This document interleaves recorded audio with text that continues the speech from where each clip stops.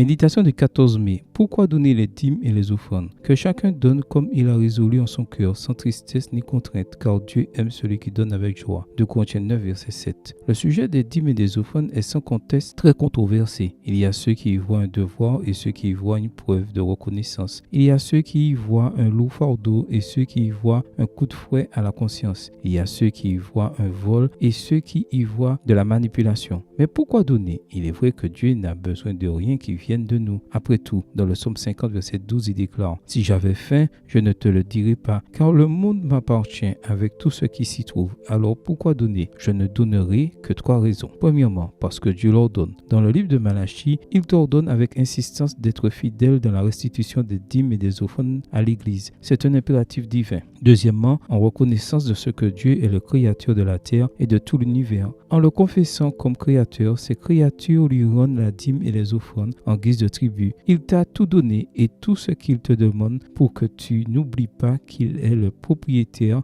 et de lui rendre ce qu'il te demande. L'être humain est tellement égoïste dans sa nature qu'il oublie vite qui est Dieu. Lorsqu'il possède des biens et se sent puissant, il pense ne plus avoir besoin de rien de sa part. Il ne se souvient de lui que quand il est proche de la mort, quand aucune possession ne peut le sauver. Troisièmement, en reconnaissance de la souveraineté de Dieu sur ta vie, tu acceptes qu'il gouverne ta volonté, que tes pensées et sentiments égoïstes ne te feront pas oublier qu'il est le Seigneur. Ainsi, quand tu donnes les dîmes et les offrandes en gardant ces 3 concepts à l'esprit, il ne doit y avoir en ton cœur aucune tristesse, colère, aucun ressentiment, ni aucune autre émotion négative. Si tu ne veux pas donner, ne donne pas. Il ne sert à rien à donner à Dieu si tu es rempli d'amertume, car tu n'apprécieras pas la générosité et ton adoration sera pauvre et inacceptable aux yeux de Dieu. Dieu n'oblige personne, car c'est toi qui as besoin de lui. Il possède tout et peut soutenir son Église de 1000 manières sans dépendre de tes offrandes. Si tu crois vraiment posséder quelque chose, en fin de compte, ce n'est toujours rien. C'est pourquoi je t'invite à donner volontairement, généreusement et avec joie. Tu verras alors que ta vie sera bénie. Sois fidèle à Dieu, car être son enfant en vaut la peine. Tout est par sa grâce. Amen.